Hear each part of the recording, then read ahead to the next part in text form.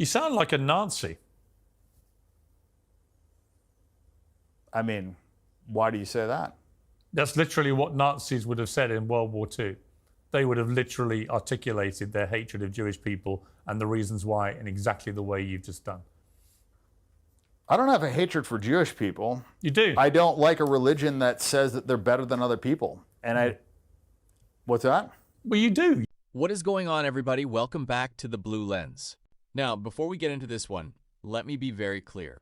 This clip is going to make a lot of people uncomfortable, and for good reason. What you're about to watch is a tense exchange between Dan Bilzerian and Piers Morgan that quickly turns into a much bigger argument about Israel, anti-Semitism, free speech, political influence, and where the line exists between criticizing a government and attacking an entire group of people. And that's exactly why this conversation exploded online. Because the second those topics come up, people stop listening and start picking sides. Some people believe criticism of Israel gets unfairly labeled as anti-Semitism. Others believe certain critics cross the line from attacking policies into attacking Jewish people themselves. And in this interview, you're going to watch that collision happen in real time. Piers Morgan repeatedly challenges Bilzerian over whether his comments are political criticism or something much darker. Bilzerian, meanwhile, insists he's speaking uncomfortable truths that powerful institutions don't want discussed. The result is a debate that goes completely off the rails. But what makes this clip interesting isn't the shouting. It's the bigger question underneath it. How do we have honest conversations about governments, wars, lobbying, religion, and power without sliding into prejudice, collective blame, or conspiracy thinking? That's the real issue at the center of this exchange. And trust me, both sides come into this conversation loaded for battle. If you enjoy political commentary that digs beneath the headlines and examines what these moments actually mean, make sure you hit that like button, subscribe to The Blue Lens, and join the conversation below. Now let's get into it. Have a religion that promotes supremacy, when you have a religion that says that you are better than other people, and when you have a religion that says it's okay to steal from other people as long as they're not Jewish, when you have a religion that says it's okay to rape people that aren't Jewish, when you have a religion that talks about having sex with, kids that are under 3 years old, when you have a religion that promotes these things and promotes supremacy, I think you're going to have problems. And you see that in Israel. Israel is a manifestation of that religion. And I think that religion is, it's terrible. I don't believe in white supremacy. I don't believe in Jewish supremacy. I don't believe in supremacy at all. And right now, I think you have massive Jewish supremacy. You sound like a Nazi. I mean, why do you say that? That's literally what Nazis would have said in World War II. They would have literally articulated their hatred of Jewish people and the reasons why in exactly the way you've just done. I don't have a hatred for Jewish people. You do? I don't like a religion that says that they're better than other people. And what's that? Well, you do. You obviously do.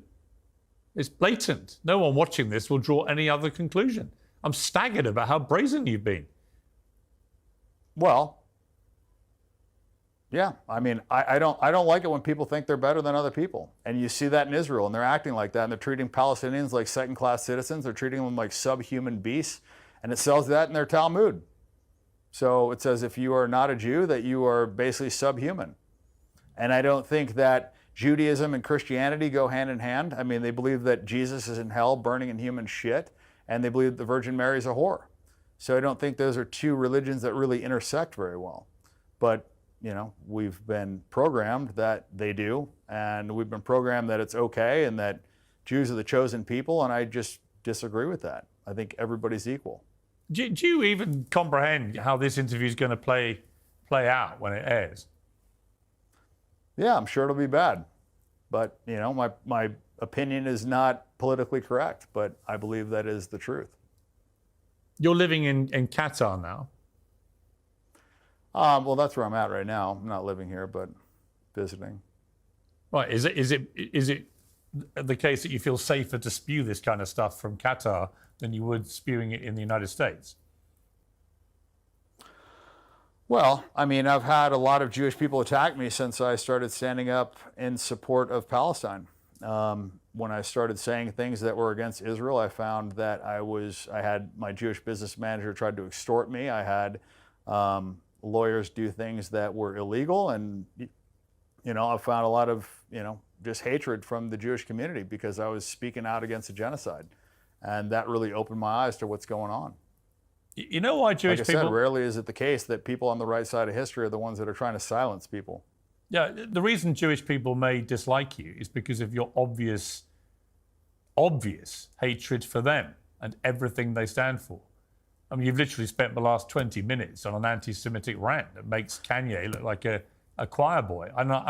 I'm staggered, but also bemused as to what you think you'll gain from this, other than you're just laying bare your anti-Semitism for everyone to see. I don't think I'm going to gain anything. I think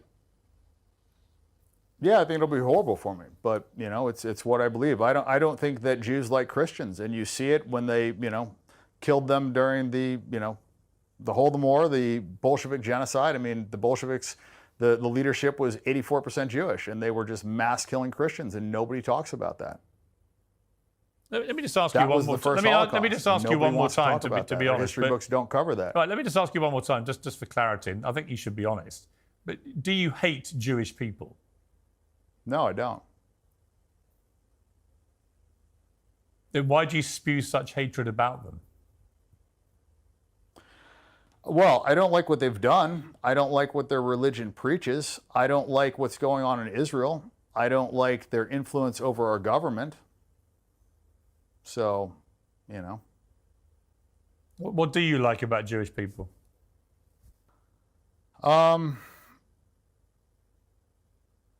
mean, I would say on average they're more intelligent. That's it? I mean, I don't have too many. I mean, look, there's 2 billion Muslims, but everybody wants to, promote this anti-Muslim, this hatred for Muslim, like they're all, these terrorists. And I think the Israelis are the terrorists. I think they are the ones perpetuating the big acts of terrorism. And, nobody wants to talk about that. And what do you say to Jewish people who may watch this and be utterly horrified by what they're hearing? They can be horrified. I mean, I was horrified to find that they mass murdered Christians. I was horrified to learn the things that they teach in the Talmud. I was horrified that they think that Jesus is burning in shit in hell. I was horrified that they think that the Virgin Mary is a whore. I was horrified to learn that they think it's okay to steal from Gentiles. I was horrified to hear that there's, 2 sets of justice. I was horrified to find out that they think it's okay to, gang rape Palestinian prisoners. I was horrified about all those things. I'm horrified that we're funding a genocide right now. So they can be horrified. All right, let's unpack what we just watched. Because beneath all the interruptions, accusations, and viral sound bites, this exchange was really about something much bigger than Dan Bilzerian or Piers Morgan. It was about what happens when criticism of a government becomes entangled with criticism of an entire religious or ethnic group. And that's where this conversation completely broke down. The first thing that needs to be said is that there is absolutely nothing wrong with criticizing the government of Israel. Democrats criticize governments all over the world. Republicans criticize governments all over the world. Americans criticize their own government every single day. That's part of political discourse. People can debate Israeli policy, settlements, military actions, treatment of Palestinians, lobbying efforts, foreign aid, or any other policy issue. Those are legitimate political subjects. But what made this interview so explosive is that Bilzerian repeatedly moved beyond criticizing government actions and started making sweeping claims about Jewish people and Judaism as a whole. And that's where Piers Morgan's response came from. Here's the problem. The moment you start assigning the actions of a government to an entire religious group, you've left the world of policy criticism and entered the world of collective blame. And history shows us where that road leads. The same principle applies everywhere. If a Muslim majority government commits abuses, that doesn't mean Muslims collectively are responsible. If a Christian majority nation commits atrocities, that doesn't mean Christianity itself is responsible. And if Israel's government takes actions people oppose, that doesn't mean Jewish people collectively share responsibility. Those distinctions matter. They matter because democracies are supposed to judge individuals and institutions based on evidence, not entire populations based on identity. Now, that doesn't mean every point Piers Morgan made was perfect. In fact, one reason this interview resonated with so many people is because there is genuine frustration with how discussions surrounding Israel and Palestine are often handled in mainstream media. Many Americans, especially younger voters, believe Palestinian suffering has historically received less attention than it deserves. Many people believe legitimate criticism of Israeli government policy is too often dismissed without engagement. And those concerns aren't imaginary. They're real concerns being debated throughout American politics today. But here's where nuance becomes essential. You can strongly oppose civilian deaths in Gaza. You can oppose military campaigns. You can oppose settlement expansion. You can oppose foreign aid packages. You can oppose lobbying organizations. You can oppose specific politicians. You can oppose entire administrations. None of that requires hostility toward Jewish people. And that's the distinction that got lost during this exchange. What made the interview increasingly uncomfortable wasn't criticism of policy. It was the repeated movement from policy arguments toward broad claims about a religion and the people who follow it. And once that happened, the discussion stopped being about evidence and became a fight over identity. That's why the conversation spiraled. Now let's talk about another lesson from this clip. The modern media environment rewards conflict more than clarity. Think about it. A thoughtful conversation about Middle East policy probably gets limited attention. A screaming match about anti-Semitism and censorship goes viral instantly. That's the ecosystem both participants were operating inside. Piers Morgan knows controversy drives clicks. Bilzerian knows controversy drives attention. And social media amplifies the most emotionally charged moments while burying nuance. That's why so many political conversations today feel impossible. People aren't rewarded for precision. They're rewarded for escalation. And that's dangerous because the Israel-Palestine conflict is already one of the most emotionally charged and historically complex issues on the planet. Reducing it to slogans helps nobody. What people actually need are facts, context, history, and honest discussion.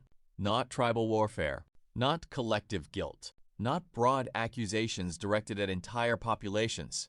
The reality is that millions of Palestinians deserve dignity, safety, and human rights. Millions of Israelis deserve dignity, safety, and human rights. Those truths can exist simultaneously.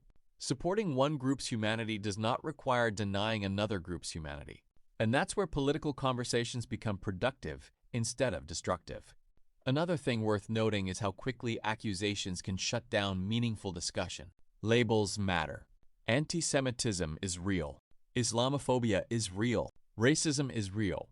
Bigotry is real. But serious accusations should be applied carefully and accurately because once people stop believing those terms are being used fairly, they lose their power. At the same time, criticism of governments should be based on facts, evidence, and specific actions, not stereotypes or claims about entire religious communities. Both principles matter, and both principles can be true at the same time. What I think this interview ultimately reveals is how polarized these conversations have become. Everyone walks into the discussion assuming bad faith. Everyone assumes the other side is lying. Everyone assumes the other side has hidden motives. And once that happens, genuine dialogue becomes almost impossible. The result is what we just watched. Two people talking past each other while viewers pick teams. But the stakes are too high for that. We're talking about war. We're talking about human lives. We're talking about civilians caught in conflict. We're talking about issues that deserve more than viral outrage clips. And frankly, that's why these conversations continue generating so much attention. People are searching for answers in a media environment that often rewards heat over light. If there's one takeaway from this exchange, it's that criticism should always be directed at actions, policies, leaders, and institutions, not entire groups of people. That's the standard that protects everyone. That's the standard that allows difficult conversations to happen. And that's the standard democracies should defend. If you enjoyed this breakdown, make sure you hit that like button, subscribe to The Blue Lens, and let me know your thoughts in the comments. Can political criticism and respect for entire communities coexist in today's media environment? Or have we reached a point where every disagreement immediately turns into a culture war battle? I'd love to hear your perspective. Thanks for watching, and I'll see you in the next one.